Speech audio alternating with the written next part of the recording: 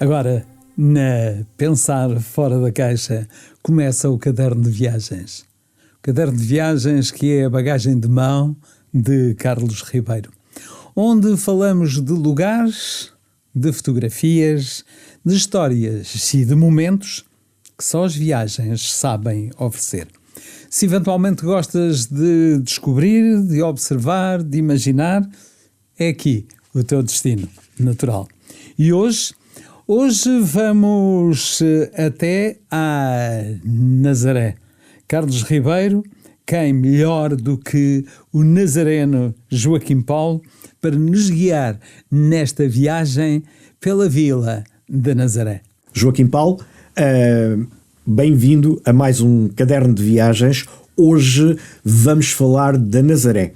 Nazaré é uma vila que é conhecida quer a nível nacional, quer a nível internacional, como uma vila pescatória, que entrou nos roteiros turísticos do país já há umas boas dezenas de anos. Como é que isso tudo aconteceu? Bom, eu creio que o facto da Nazaré ser de facto um anfiteatro natural, é uma beleza que não tem explicação. É difícil pôr por palavras a beleza da minha terra, sobretudo de um ponto de vista. Não é só a praia que é bonita, não é só o promontório que é bonito. Eu acho que o que é mais interessante na Nazaré e isso vê-se em muito poucos sítios, é o facto, é a comunhão que existe entre a praia e a vila, ou seja, o casario, a forma como estão dispostas as ruas. A Nazaré é uma terra única por muitas razões, mas vocês que já lá foram sabem que todas as ruas vão dar ao mar, portanto as ruas, o casario está todo encaminhado nesse sentido, e portanto criou-se ali realmente esse anfiteatro natural que o homem conseguiu esculpir e não estragou muito. Estragou infelizmente nos últimos anos, que aquilo agora já se constrói em todo o lado, mas o coração da Nazaré, a zona histórica da Nazaré, ainda continua a ser um dos seus principais atrativos, porque praias bonitas há em muitos sítios. O coração da Nazaré continua a ser atrativo e tem uma particularidade em relação a muitos outros centros históricos, é que é habitado. Julgo que não deve haver casas desabitadas desde que estejam em condições para isso, e está muito bem preservado. Sim, embora haja muito por fazer desse ponto de vista, porque temos ali algumas zonas em que há muitas casas que estão mesmo a necessitar de vir abaixo e serem reconstruídas. A Nazaré precisa de um projeto de reabilitação a sério que consiga ajudar a resolver alguns problemas, como aqueles que tivemos recentemente com a questão do saneamento. Portanto, há ali alguns problemas históricos que têm que ser resolvidos e têm que ser atacados, mas hoje em dia ainda temos muita gente a viver na zona histórica. O meu receio é que daqui a 10, 20 anos haja poucas pessoas a viver lá. Porquê? Porque a vida é mesmo assim, os mais velhinhos vão desaparecendo e os nossos avós, os nossos pais que vivem ali, entretanto, um dia destes vão desaparecer. E quando desaparecerem vai ser muito difícil que as novas gerações se instalem ali. Porquê? Por causa do preço do metro quadrado. Nazaré tem um preço de construção e de aquisição de casas altíssimo e, portanto, isso é uma condicionante muito grande. Hoje em dia, Carlos, para termos uma noção, a maior parte das casas, as que não estão habitadas, a maior parte das casas já são de pessoas de fora. Portanto, já são de pessoas endinheiradas que chegam lá e pagam o que tiverem de pagar para ficar com as casas. E muitos estrangeiros. Esse é que é... Sim. Pode ser a salvação, mas é o perigo. É um perigo. É um perigo. E há ali outro problema no centro histórico que tem a ver com o estacionamento. Exatamente. Não é? Portanto, e o facto daquelas ruas serem ruas retilíneas e tudo isso tem a ver com um passado muito, muito, muito remoto, estamos a falar de séculos atrás, com os ataques dos piratas, portanto as ruas estreitas, para ter a capacidade de os travar e de os combater, mas enfim, isso daria outro programa que não é bem no âmbito do nosso programa sobre viagens. Mas voltando atrás, o cinema teve uma importância crucial para colocar a Nazaré como um destino turístico. Como é que isso aconteceu? Bom, digamos que a Nazaré foi utilizada enquanto máquina de propaganda pelo Estado Novo. António Ferro percebeu que realmente havia ali um conjunto de características, quer na terra em si, quer nas pessoas, que serviam os interesses do Estado Novo. É assim que aparecem filmes como o Maria do Mar, de 1933, que é de Leitão de Barros, que é um filme, mas que é um documentário absolutamente avassalador. É um filme mudo, portanto, estamos a falar do tempo ainda do cinema mudo, e que realmente conta uma história lindíssima de amor entre um pescador e uma jovem, e as famílias desavindas, aquelas coisas que são sempre interessantes, mas é um cinema mudo que tem imagens do mar revolto dentro do barco. Eu não sei como é que eles conseguiam fazer aquilo sem cair ao mar. Devem ter caído muitas vezes, imagino, durante as filmagens, mas é um filme extraordinário. Depois, quando... Eu gostava só de fazer um parênteses para que os nossos ouvintes tenham a noção que o Leitão de Barros foi um dos melhores realizadores de cinema portugueses do tempo do Estado Novo, ok? E também beneficiou do facto de o António Ferro, portanto, que era o responsável pelo CNIO, Secretariado Nacional de Turismo e de Informação, lhe tivesse reconhecido o talento dele e o tenha dado condições para ele exercer a sua arte, não é? Isto é um parêntese, mas que me parece importante para situarmos também o homem que produziu o filme, não é? Sim. Há um documentário ainda, penso que anterior, que se chama Nazaré, Terra de Pescadores, e que também é muito bonito, é muito curto, mas é muito bonito, e que realmente gira tudo em torno da forma como os nossos antepassados tinham que enfrentar o mar para conseguir prover o sustento para a sua família, porque naquele tempo não havia porto de abrigo, e o barco, para ir ao mar, tinha mesmo que enfrentar as ondas, e às vezes, como sabemos, havia semanas em que não era possível ir ao mar, porque o mar era às vezes meses consecutivos. Exatamente. Portanto, havia muita fome, havia muita miséria, e portanto as pessoas da Nazaré também foram esculpidas um bocadinho em torno dessas dificuldades. A Nazaré é vista então pelo Estado Novo realmente como um instrumento de propaganda. Nos anos 50, um filme com Artur Semedo que se chama Nazaré, já um filme fantástico, que cimenta a posição da Nazaré como uma imagem de referência do país.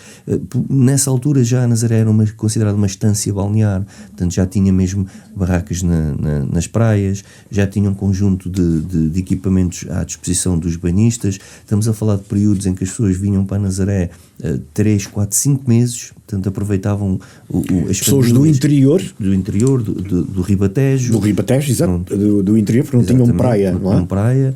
Muitos espanhóis da zona de Badajoz vinham muito para Nazaré, e portanto a Nazaré começa realmente a ganhar essa visibilidade e torna-se numa referência ao nível da propaganda, e isso ganha ainda uma maior preponderância com a forma como o Estado Novo quis mesmo agarrar a Nazaré para a transformar nessa ferramenta, ao investir muito dinheiro na contratação de agências de promoção do país em Nova Iorque.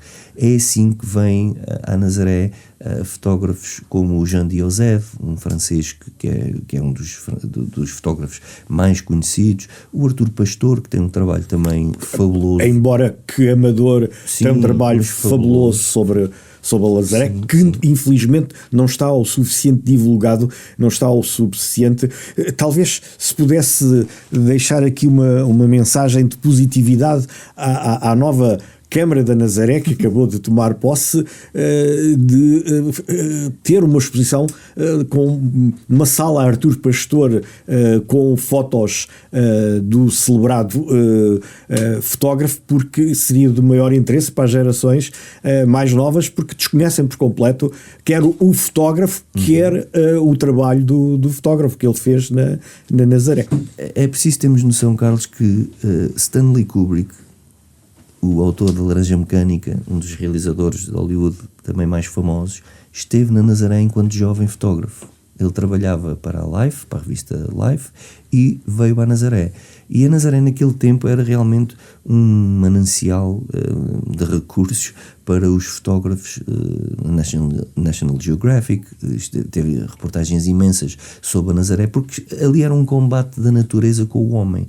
O pescador a querer entrar no mar e as ondas e não só, era um combate da natureza com o homem, e realmente esses fotógrafos precisavam de conteúdos que fossem fortes e ajudassem a vender as suas reportagens e a vender as suas revistas, mas também, isto que não seja mal interpretado, nós estamos a falar de um núcleo populacional que vivia fora do seu tempo, ou seja, o mundo tinha progredido, as artes de pesca tinham progredido e já só se pescava assim em países do terceiro mundo, como África, em alguns pontos de Ásia. Ora, nós temos uma Nazaré aqui na Europa, carregada de formas de vida antigas, seculares, cheia de tradição, e que realmente é um laboratório para estes realizadores, etc. Mas há um homem que também foi marcante, eu recordo-me agora do Abílio de Matos e Silva, portanto, claro, dentro daquele laboratório do Estado Novo, ele também foi um homem que foi usado pelo Estado Novo e que teve o apoio do Estado Novo e foi marcante para a Nazaré. É um homem que ainda hoje diz muito aos nazarenos. Temos um museu que é o museu do Joaquim Manso, que está para ser recuperado e que também é outra figura, um antigo diretor do Diário de Lisboa, mas que também se apaixonou, se enamorou pela Nazaré e criou lá uma grande obra. O Abílio de Matos e Silva é outra grande referência que a Nazaré, creio que ainda não reconheceu devidamente, ao contrário de Óbidos, por exemplo, a Nazaré ainda não reconheceu devidamente. Mas pegando nisso que estavas a dizer, Carlos, só reforçar aqui uma coisa: a Nazaré foi um emblema do Estado Novo, tal como Óbidos também foi, mas a Nazaré foi claramente aquela primeira grande campanha do Avril ao Portugal. É uma imagem da Nazaré, e portanto a Nazaré torna-se num ícone do turismo português.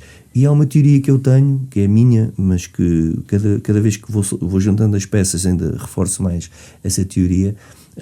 Salazar gostava tanto da Nazaré, conta-se até que ele de vez em quando ia para o sítio e tinha lá uma casa onde ia passar uns dias de descanso, mas ele queria que a Nazaré se mantivesse parada no tempo.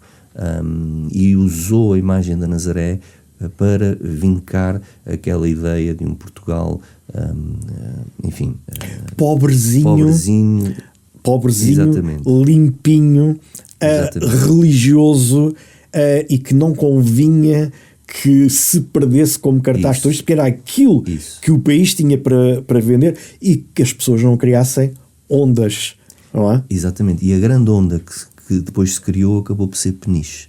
Peniche acabou por beneficiar muito do facto de o Estado não ter decidido construir o porto de abrigo na Nazaré. É preciso percebermos isto. A Nazaré, até os anos 40, depois de Matosinhos, era o maior porto de pesca do país. A Nazaré é o primeiro é a primeira lota, melhor dizendo, do país onde se faz a venda do pescado ao quilo. É na Nazaré, porque eram tantas as embarcações, aquilo era um centro gigante de distribuição do pescado a nível nacional, e é na Nazaré que se começa a fazer isto nos anos 50, que se começa a vender o peixe ao quilo. Okay? Mas para situar os nossos ouvintes é preciso referir que estamos a falar da arte chávega. Não só a arte chávega, estamos a falar mesmo da pesca do cerco, estamos a falar das várias artes. Sim, mas os barcos partiam da praia, sim. As redes muitas eram arrastadas, os barcos eram puxados para a praia pelos bois, as redes da arte chávega eram puxadas para a praia pelos bois, eram o cartaz turístico perfeito. Sem dúvida. Agora, há uma coisa que eu não consigo perceber. o Estado Novo investiu tanto no cartaz turístico da Nazaré, mas não construiu uma pousada na Nazaré. Foi construir uma pousada em Alfeizarão. E eu não consigo perceber isto. Sim. E eu nasci como resultado da evolução das pousadas de Portugal.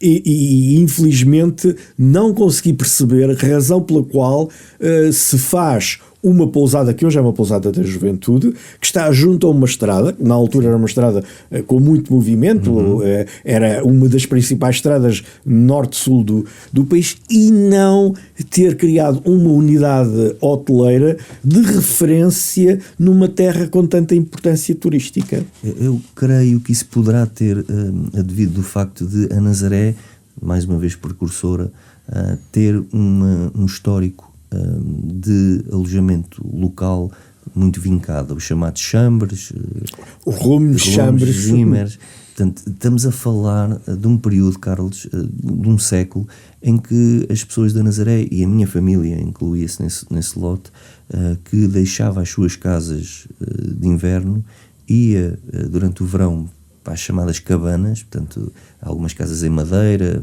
Para quê? Para conseguir alojar as pessoas que vinham alugar as casas e com isso ter rendimento, ter mais. E, portanto, quero acreditar que não houve nenhuma pousada, mesmo hotéis havia muito poucos, porque realmente havia a miséria era tão grande, as dificuldades eram tão grandes que pelo menos o Estado Novo não nos colocou lá uma pousada para retirar dinheiro real às famílias. E quando eu dizia há pouco, falava de Peniche, eu estava a dizer, e é verdade, a Nazaré era o segundo maior porto de pesca do país e o Estado não construiu o porto na Nazaré, mas foi construí-lo em Peniche, que era uma vila muito mais pequena, e de repente Peniche começa a ganhar a expressão que hoje tem. Sim, e em determinada altura passou a ser o primeiro porto de pesca do país. Mas há aqui um outro aspecto importante, andando um pouco mais para trás, porque há a realização de um filme francês